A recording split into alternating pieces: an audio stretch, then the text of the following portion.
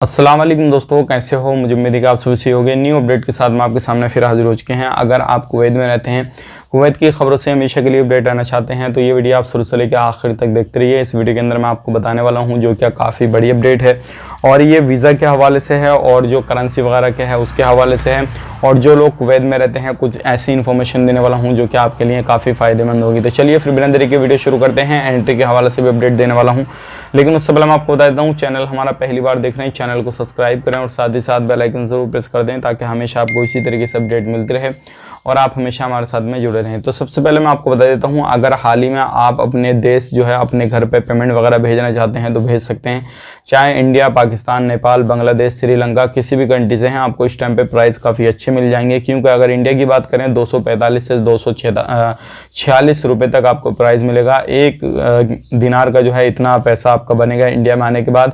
पाकिस्तान की बात करें 563 से 564 बनेगा, और नेपाल की बात करें 390 से लेके 391 तक बनेगा, और श्रीलंका की बात करें 657 आपका बन जाएगा। तो आप आराम से जो है अपने देश अपना पेमेंट जो भी है भेज सकते हैं। इस टाइम पे ठीक ठाक जो है प्राइस आपको मिल जाएगा। तो काफ़ी अगर आपका पेमेंट है तो बिल्कुल तुरंत भेजिएगा, नहीं तो आप हो सकता है आने वाले वक्त में रेट वगैरह कम हो जाए तो आपको पैसा जो है वो कम मिले।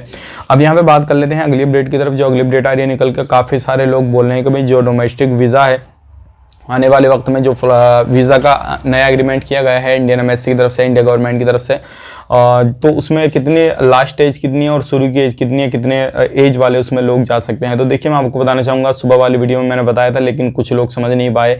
आपकी एज मिनिमम 30 साल होनी चाहिए, मैक्सिमम 55 साल से ऊपर वाले बंदे इसमें एंट्री नहीं कर पाएंगे, और मिनिमम 30 साल से कम वाले इसमें बंदे नहीं जा पाएंगे। ये जो नया एग्रीमेंट हुआ है, बाकी कंपनी वगैरह में जाना चाहते हैं तो जा सकते हैं। ये ओनली खादम लोगों के लिए है, डोमेस्टिक वर्कर के लिए हैं, ना कि दूसरी कैटेगरी के लिए हैं। ये ओनली जो घरों में काम काज करते हैं किसी भी तरीके से, जिनके कफिल वगैरह स्पॉन्सर वगैरह कर रहे हैं, उन लोगों के लिए ये जो है रूल रेगुलेशन बनाया गया है। और इनकी जो सैलरी है वो 100 KD से कम नहीं होगी। इनके अकाउंट वगैरह खुलेंगे, जो भी फॉर्मेलिटी वगैरह, जो भी इनके डॉक्यूमेंट्स वगैरह, वो सारी चीज़ें क्लियर होने के बाद में ही एंट्री इनको मिल पाएगी।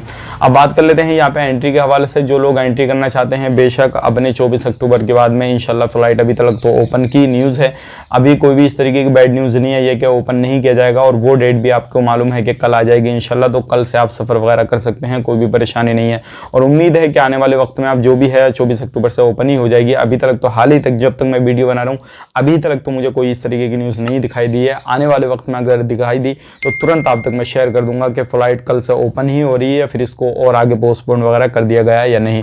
मिलेंगे किसी नेक्स्ट वीडियो में, तब तक के लिए आप अपना ख्याल रखें, अपनी फैमिली वालों का ख्याल रखें। Take care, bye bye.